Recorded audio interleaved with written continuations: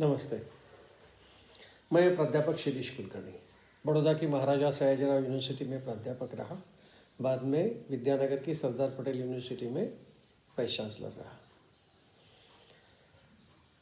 आज एक एक्साइटमेंट वाला मोमेंट है, ऐसा प्रसंग है कि जिससे पूरा विश्व एक्साइटेड है। प्रसंग भी ध्यान में आया होगा। श्रीमान Donald Trump 47th president of USA, America के वो 47वें प्रेसिडेंट बने शायद। आज ही उनका स्वेरिंग इन सेरेमनी है। पूरा विश्व उत्साहित कहे या कुछ अलग ही भावनाओं रखता होगा, क्योंकि अमेरिका में के भी हमने देखा कि डोनाल्ड ट्रंप के विरुद्ध में भी और उनके फेवर में भी रैलियां निकली, हंगामे हुए। इसी तरह से पूरे विश्व का इकोनॉमी अमेरिका के आधार पर चलता है, ऐसा कहने में कोई समस्या नहीं, क्योंकि अमेरिका का जो चलन है, करेंसी है डॉलर, आजकल यानी कब से पूरे विश्व में डॉलर एक्सेप्टेड करेंसी है। डॉलर के सामने ही सारे आर्थिक व्यवहार होते हैं। इसलिए पूरा विश्व ही इस प्रसंग को देख रहा है, समझ रहा है, सुन रहा है और भविष्य के बारे में भी सोच रहा है। अगर सारा विश्व, तो उसमें भारत भी है ना, तो भारत भी एक्साइटेड है क्या होगा। डोनाल्ड ट्रंप 1 यानी इसके पूर्व, यानी 2017 से लेकर 2020 तक 4 साल डोनाल्ड ट्रंप अमेरिका के प्रेसिडेंट रहे। उसके बाद में 2021 से लेकर 2024 तक जो बाइडेन जी अमेरिका के प्रेसिडेंट रहे। भारत की स्थिति इन दोनों एडमिनिस्ट्रेटर के बारे में हम कुछ सोच सकते हैं कि क्या हुआ। जैसे 2017 और 2020 के बीच अमेरिका के साथ हमारा जो व्यापार रहा, वह व्यापार करीब $300 बिलियन का रहा इन 4 सालों में। वैसे कम ज़्यादा रहा है, वैसे 66 बिलियन से लेकर 85 बिलियन तक का ट्रेड डोनाल्ड ट्रंप 1 में भारत के साथ हुआ है। लेकिन एक अच्छी बात क्या है कि हमेशा व्यापार में अमेरिका के साथ हम सरप्लस में रहे। यानी क्या, तो हमारा एक्सपोर्ट अमेरिका को ज़्यादा हुआ और अमेरिका से इंपोर्ट कम हुआ। वैसे देखा जाए तो एक्सपोर्ट है करीब $200 बिलियन हुआ और इंपोर्ट है वो करीब $100 बिलियन हुआ। यानी कि $100 का सरप्लस भारत को मिला है। इसलिए डोनाल्ड ट्रंप 1 ट्रेड के बारे में हमारे लिए फेवरेबल रहे। लेकिन इसके बाद में जो 2021 से लेकर 2024 तक जो बाइडेन जी का जो टेन्योर रहा, उस टेन्योर में भी जो कुल ट्रेड अमेरिका के साथ भारत का रहा वो $464 बिलियन का हुआ। इसमें अगर हम एक्सपोर्ट देखें तो $308 बिलियन का रहा और इंपोर्ट जो है वो सिर्फ $156 बिलियन रहा। यानी कि हम ऐसा कह सकते हैं कि हम लोगों ने फिर से जो बाइडेन के टेन्योर में भी करीब $150 बिलियन का सरप्लस हमें मिला है।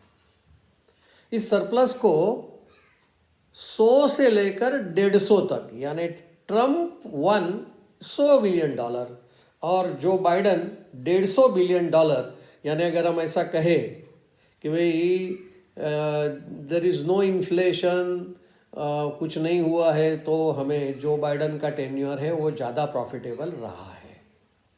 ये एक ट्रेड के बारे में हुआ, लेकिन ट्रेड के सिवाय भी फॉरेन डायरेक्ट इन्वेस्टमेंट, विदेशों से निवेश भारत में आना, जिसे हम फॉरेन डायरेक्ट इन्वेस्टमेंट कहते हैं। अब ये फॉरेन डायरेक्ट इन्वेस्टमेंट अमेरिका से भारत में आया। देखिए, ये इक्विटी शेयर वाला मामला नहीं है।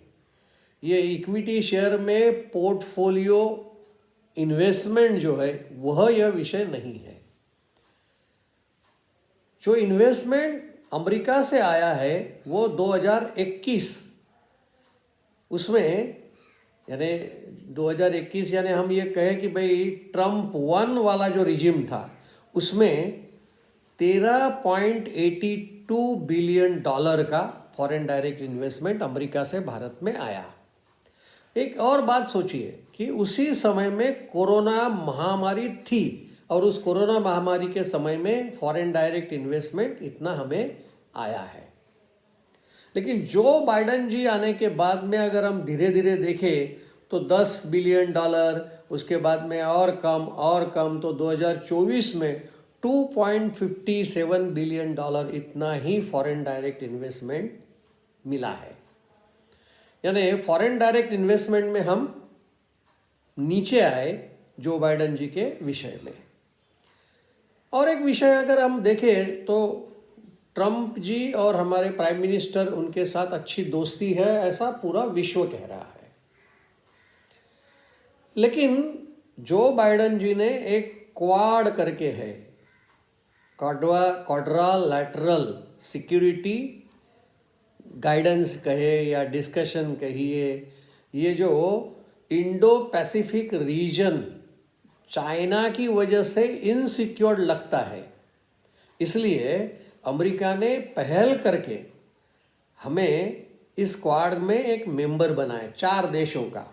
एक यूएस है, दूसरा भारत है, तीसरा ऑस्ट्रेलिया है और चौथा जापान है।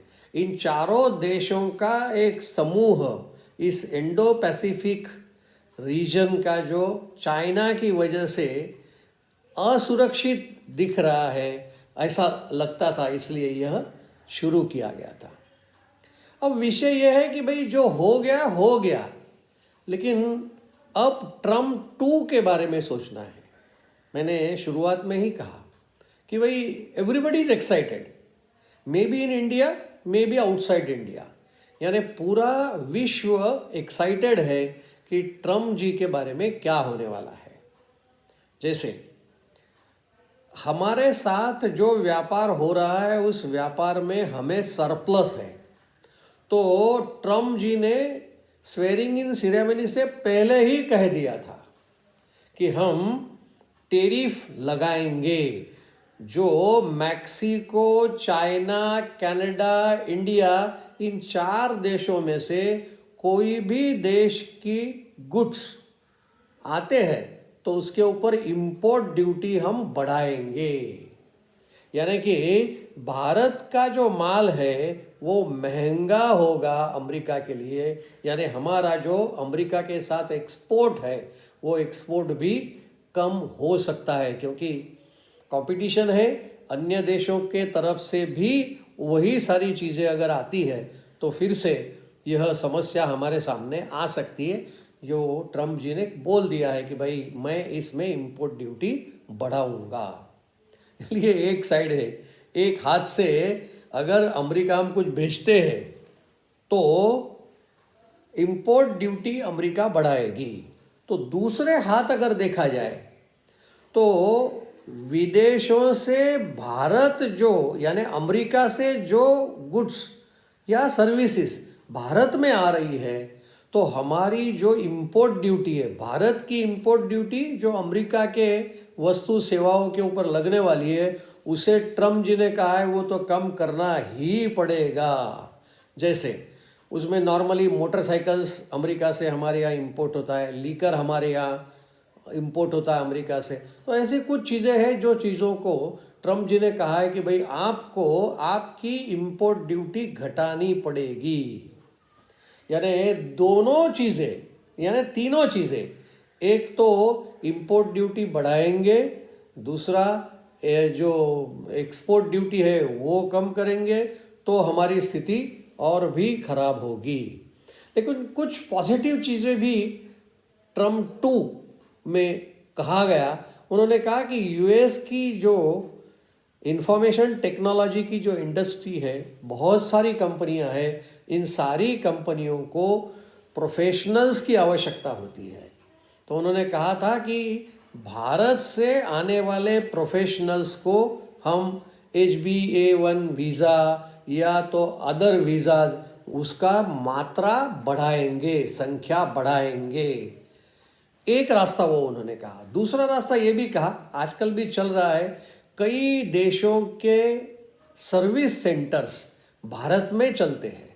यानी आश्चर्य लगेगा कि भाई न्यूयॉर्क की ट्रेन, एक्स ट्रेन कितनी देरी से चल रही है, कितने समय पर वो न्यूयॉर्क स्टेशन पर आएगी, ये भारत से समाचार दिए जाते हैं। तो इस प्रकार की कुछ सर्विसेज, IT सर्विसेज है, वो अमेरिका के लिए चाहिए, लेकिन वह सर्विस भारत में से जा रही है, तो उसे भी बढ़ाया जा सकता है, ऐसा ट्रम्प जी ने कहा है। लेकिन एक बात चाइना के बारे में वो बहुत स्पष्ट थे कि चाइना के साथ जो ट्रेड है, उस ट्रेड को वो अगेंस्ट है। यानी जो ट्रेड वॉर विथ चाइना है उसको इंटेंसिफाई करेंगे, ऐसा कहा है। और पहले से ही उनका जो मानना था कि चाइना के सामने ट्रेड वॉर जो है वो चलता रहेगा।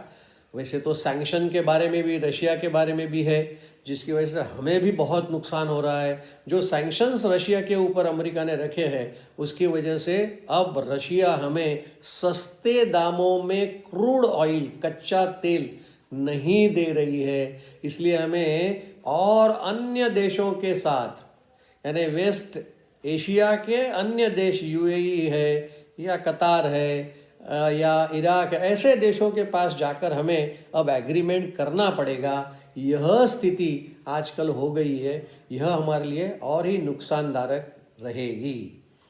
वैसे और एक बात है कि जो अच्छी चीज़ होने वाली है, अगर चाइना के साथ ट्रेड वॉर अगर चलता रहेगा, तो उस ट्रेड वॉर की वजह से जो अमेरिका की कंपनियां या अन्य देशों की कंपनियां इन्वेस्टमेंट करके चाइना में अपना प्रोडक्शन कर रही है, उस प्रोडक्शन में कमी आएगी और जो इन्वेस्टमेंट्स है वो इन्वेस्टमेंट भारत में डायरेक्ट हो सकता है, इसकी शक्यता है। इसलिए अब सोचे हम कि भाई ट्रम्प 2 हमारे लिए कितना बेनिफिशियल होगा या हमें कितना नुकसानकारक होगा, वो आज तो पता नहीं है। चाइना के जिनपिंग जी को भी डोनाल्ड ट्रम्प जी ने अपने शपथ विधि में बुलाया है, आमंत्रण दिया है, लेकिन उसमें जिनपिंग जी नहीं जाने वाले, उनका प्रतिनिधि वहाँ जाएगा। पता नहीं क्या होगा, हम आने वाले समय में ही इस विषय में ज़्यादा सोच सकते हैं। आभार, थैंक यू।